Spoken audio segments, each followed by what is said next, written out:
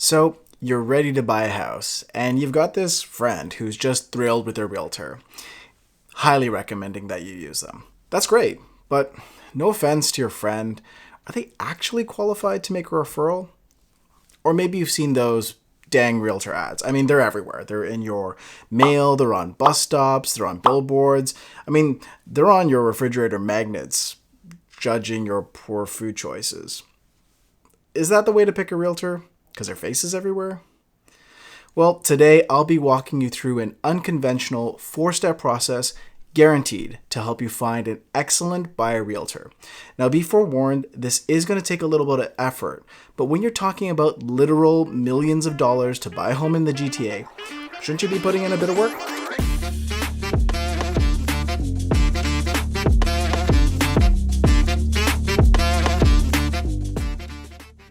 Hi, I'm Ming from Volition Properties, where we help you reach better outcomes through real estate. And if you're new to the channel, I've been a real estate investor since 2001, and I've helped our clients invest in over $250 million in real estate. Now, before we dive into the process, let's define what a buyer realtor actually is. A buyer agent guides you through the purchase of a home, be that your first condo or a $50 million multifamily property. A buyer agent represents your buyer interests in a real estate transaction. Now, many places, including here in the Great White North, buyer services are paid for by the seller. So a lot of people don't put enough thought into selecting a buyer realtor because they're not paying for it, and that's a big mistake. The mentality should instead be, well, since I'm not paying for it, why not work with the best? Now with the boring definitions out of the way, let's dive into it. Step number 1.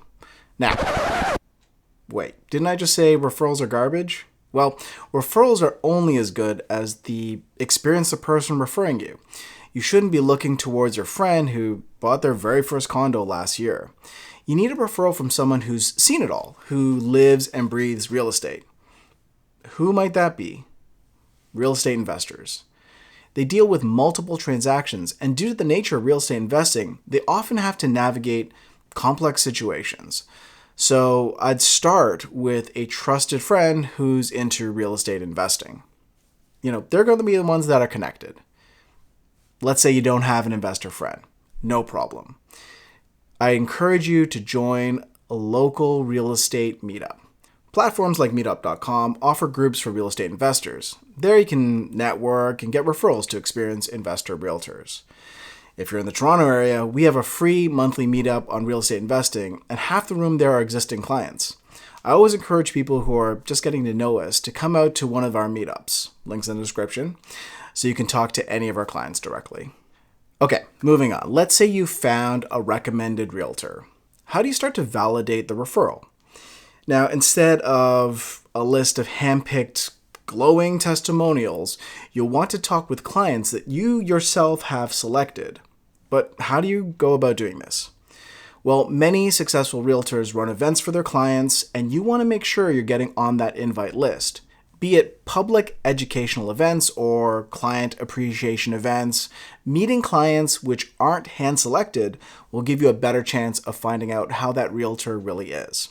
Now, if the realtor you're considering doesn't have a meetup, you'll want at least 8 to 10 referrals.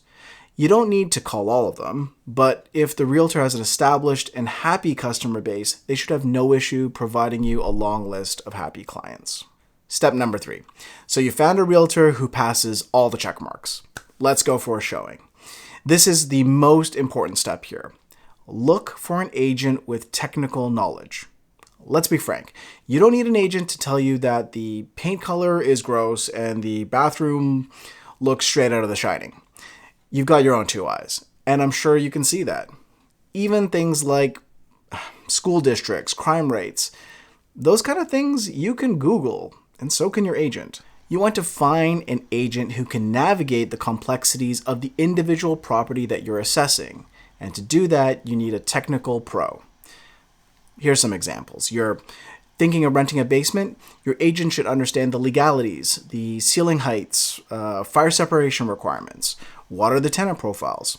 Planning a renovation? Is that a load-bearing wall? What are the advantages of a tankless water heater versus a regular tank water heater? What about development in the area? What about infrastructure changes? Is this neighborhood gentrifying or decaying? I mean, I could go on and on and on, but hopefully you get my point. It's the technical stuff that they need to be able to answer. And if they can't do that or don't have somebody on the team who can, it's time to walk. Now lastly, agents will often ask you for a buyer representation agreement, also known as a BRA. This is a document that basically allows a buyer agent to represent you in a purchase of a property. The BRA, in my mind, is essentially a trust test. I mean, if you hesitate, listen to your gut. It's okay to take time, and you should never feel rushed or pressured into signing anything. Maybe your agent's not actually passing those previous 3 steps, and that's what's giving you a funny feeling. Maybe it's the wrong personality fit. But whatever it is, when it comes time for your agent to represent you with a BRA, if it feels off, walk. Also, please read carefully what you sign. I've seen far too many people sign documents without fully understanding what it is they're signing and get locked into a long, bad contract. As a rule of thumb, the max any agent should be asking you on a BRA is 6 months. Yes, it does need to be signed before an offer can be made, but really it shouldn't feel uncomfortable at that point. Like any good relationship, you need to have mutual trust and respect. And if that doesn't exist, don't sign. With over 70,000 realtors in the GTA, finding the right real estate agent the right way takes effort. But honestly, it should. Buying a home is a big deal. So don't settle for less. And right now, many people who are thinking about buying a home are thinking about assignments. The problem with assignments is they are full of risks and pitfalls, which many people don't fully understand. So if you're thinking about an assignment or want to understand what the heck an assignment is, click on this next video where I'll be going through the 4 major pitfalls of assignments. I'll see you guys over there.